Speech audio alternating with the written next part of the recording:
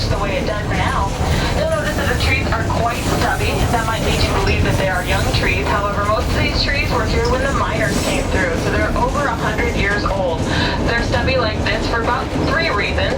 There's a very short growing season up here, a very harsh climate, and when that glacier moved through, it took all of the topsoil, leaving them with very few nutrients.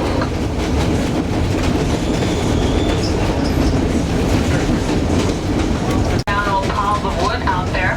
Those used to be snow fences. They were originally erected when the train ran year-round to keep snowdrifts from coming on the track, but now since the train only runs May through September, we no longer have use of them, so they've just been left to desiccate.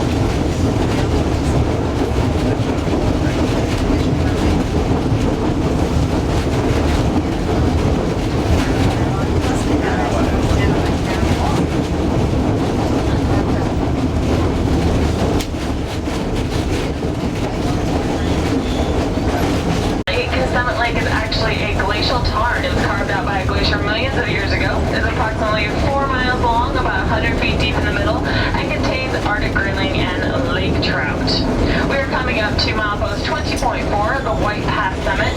On your right-hand side, you'll be able to see 5 flags soaring that represent the different places that we go on the train.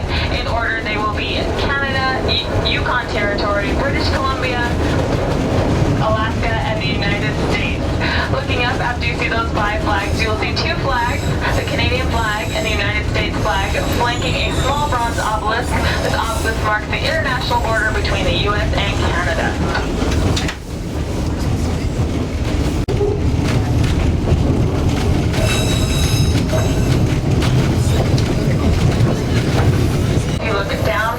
You'll see the original Whie Pass Trail. Now, no one ever hikes this trail anymore, although people come from all over the world to hike the other trail used during the gold rush, the Chilkoot Trail. The Chilkoot Trail is about 10 miles east of Skagway and Dyea. It's about 33 miles long and takes about 4 days to hike. After we pass this Trail of 98 sign coming up, we'll be going through a long tunnel. It's about 670 feet long and very dark inside, and out the other side you'll have a great view of our world-famous steel cantilever bridge.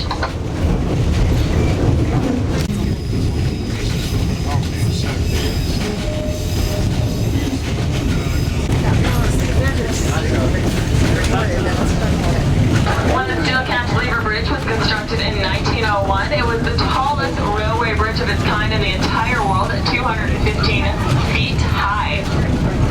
Looking at the steel cantilever, you can see that it's one reason that our railway has earned the honor of being an international historic landmark. What this means is that we're on par with other engineering landmarks such as the Sydney Harbour Bridge, the Panama Canal, and the Eiffel Tower.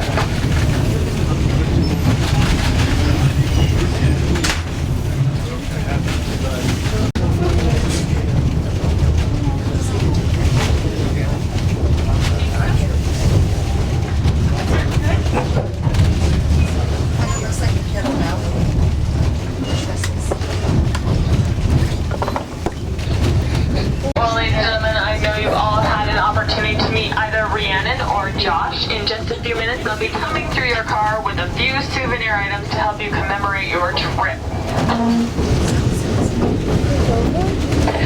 They will have with them across the canyon on your right, you will see Mine Mountain, so named because there was a silver mine here in the 1920s.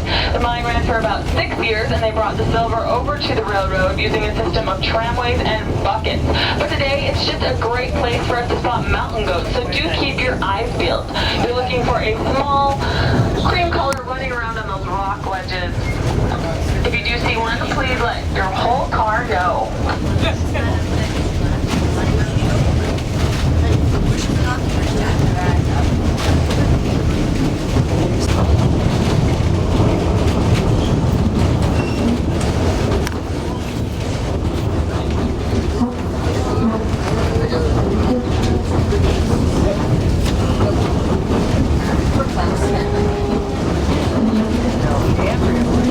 Now, the word canal in this case is a bit of a misnomer. The word canal implies that something is man-made. However, the Lynn Canal is actually a fjord, a flooded glacial valley.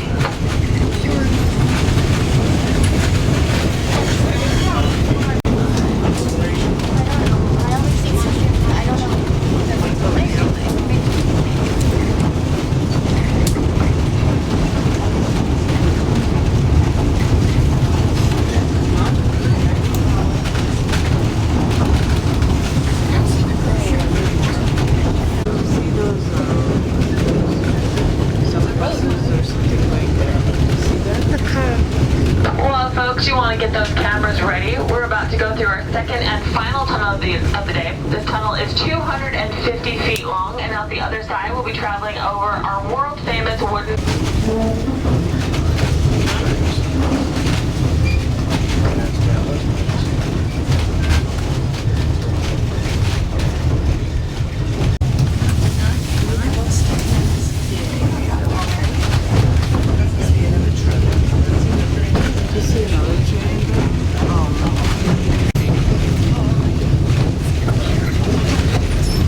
Your right-hand windows, you will see one of our sister trains traveling down on that low line, a beautiful photo opportunity. At this time, we are 1,000 feet above the valley floor below.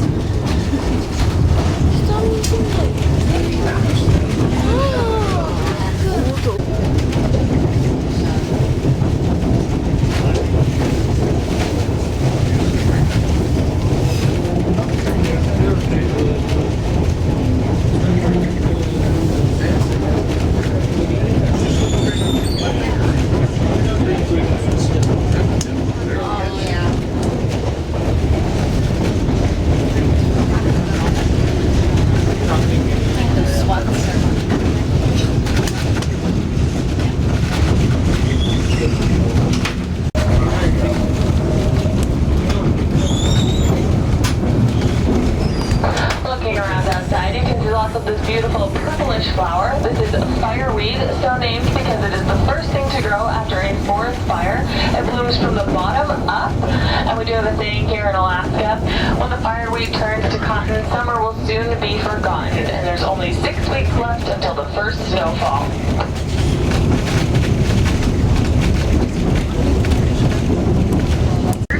This is not a time for you to exit the train. We are only stopping long enough to pick up these hikers. Please do not exit the train as we come to a stop.